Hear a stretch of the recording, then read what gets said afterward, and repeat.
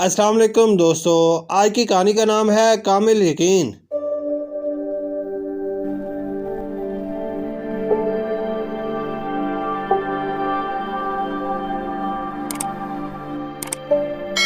Shahzad school سے گھر آیا تو بہت تھکا ہوا تھا، اسی لیے گھر آتے ہی فریش ہونے کے بعد نماز پڑھی اور کھانا کھاتے ہی سو گیا۔ جب اٹھا تو عصر کی اذان ہو رہی تھی۔ شہزاد نے نماز عصر باجماعت ادا کی اور اسکول بیگ کھول کر بیٹھ گیا، لیکن اسکول بیگ کھولتے ہی اس کے چہرے پر پریشانی کے تاثرات نمودار ہو گئے، کیونکہ اسے انگلش کی کتاب نہیں مل رہی تھی۔ شہزاد نے پورا بیگ خالی کر دیا لیکن کتاب نہیں ملی۔ وہ اپنی جگہ سے اٹھا اور ادھر ادھر تلاش کرنے لگا۔ کچھ ہی دیر میں دروازے پر بیل بجی تو شہزاد نے دروازہ کھولا۔ شہزاد کے پاپا جو میٹنگ کے سلسلے میں شہر سے باہر گئے ہوئے تھے، گھر میں داخل ہوئے۔ شہزاد نے پاپا سے اپنی پریشانی کا اظہار کرنا چاہا، لیکن پاپا کی تھکاوٹ کو دیکھتے ہوئے مناسب نہیں سمجھا۔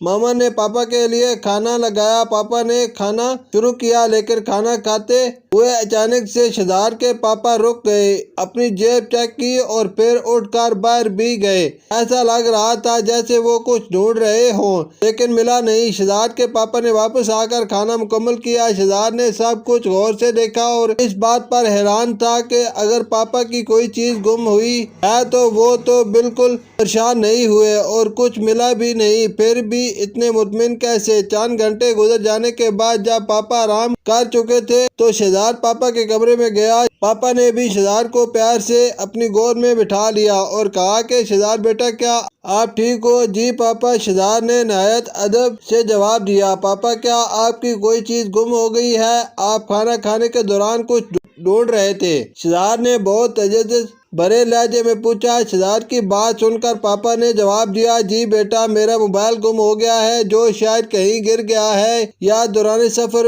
میں نے دھیان نہیں رکھا اور وہ کہیں پڑا رہ گیا۔ لیکن پاپا، موبائل تو نہیں ملا، آپ اتنے مطمئن کیسے؟ کیا آپ کو پریشانی نہیں ہوئی؟ شہزاد نے پاپا کا جواب سن کر بے چینی اور تجسس سے پوچھا۔ شہزاد کی بات سن کر پاپا کے چہرے پر ہلکی سی مسکراہٹ آ گئی اور نہایت ہی اطمینان بھرے لہجے میں شہزاد کو سمجھانے لگے، دیکھو بیٹا، یہ سارا نظام کائنات اللہ تعالیٰ کے ہاتھ میں ہے۔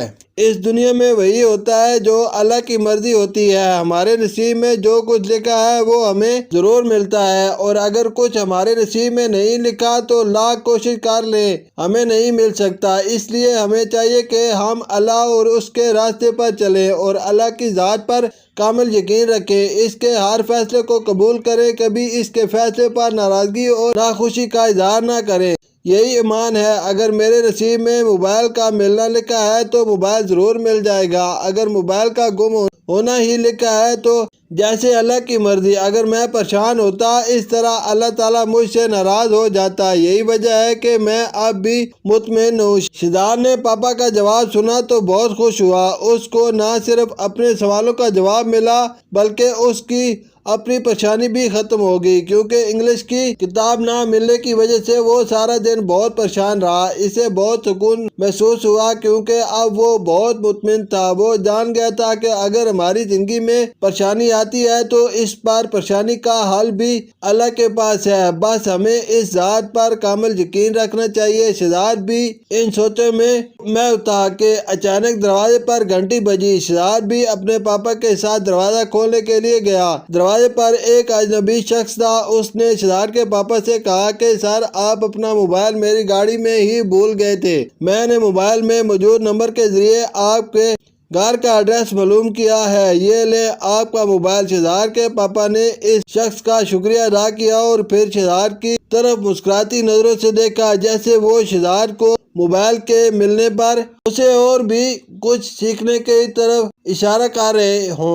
اگلے دن شہزاد جب اسکول گیا تو اس کی خوشی کا کوئی ٹھکانہ نہیں تھا، کیونکہ وہ اپنی بک اسکول میں ہی چھوڑ گیا تھا اور اسے کسی نے اٹھایا بھی نہیں۔ شہزاد نے اپنے ڈیسک سے کتاب اٹھا کر بیگ میں ڈالی اور آنکھوں میں شکر ادا کرنے کی نمی لیے ہاتھ اٹھائے اور شکر الحمدللہ کہا۔ پیارے بچوں، اگر ہم بھی زندگی کے ہر کام میں اللہ کی مدد مانگیں اور اس ذات پر کامل یقین رکھیں تو ہماری زندگی میں بھی اطمینان ہی اطمینان ہوگا، کیونکہ اللہ تعالیٰ نے کبھی اپنے بندوں کو مایوس نہیں کیا اور وہ اپنے بندوں سے بہت محبت کرتا ہے، لیکن ضرورت اس امر کی ہے کہ ہم اپنے ایمان میں پختگی پیدا کریں اور اس پر کامل یقین رکھیں۔ شکریہ۔